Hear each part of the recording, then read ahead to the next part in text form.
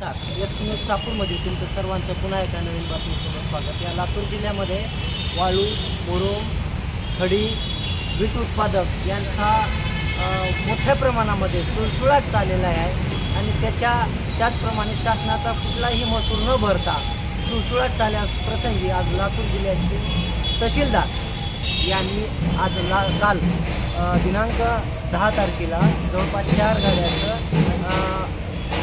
लातूर तहसील येथे लावलेले आहेत आणि त्यांच्याकडे कुठल्याही प्रकारची बिल्टी नाही, कुठल्याही प्रकारचं महसूल विभागाचं पत्र नाही. याच अनुषंगाने आज आपण लातूरमध्ये तहसील कार्यालयासमोर आपण कॅमेरामॅनला विनंती करणार आहोत की लातूरमध्ये किती गाड्या जप्त करण्यात आलेल्या हे दाखवणार आहोत. लातूरमध्ये खरं तर उत्पन्न बरेच ठिकाणी वाढलेलं अशी वाटतो.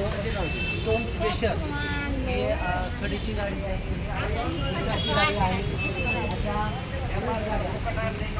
खडीचं ट्रॅक्टर आहे, जेणेकरून हे मालमत्ता कुठल्याही प्रकारचं कागदपत्र नसताना गाडीची कागदपत्र असतील किंवा बिल्टी नसेल किंवा महसूलला कुठल्याही प्रकारचा कर भरलेला नसेल याच्या अनुषंगाने हे गाड्या पकडलेले ही आहे. टिप्पर आहे, हायवा गाडी आहे, याच्यामध्ये ही खडीच आहे आणि परत हे आहे दुसरं टिप्पर गिर्ण अथर्मोड, याच्यामध्ये मुरुम आहे.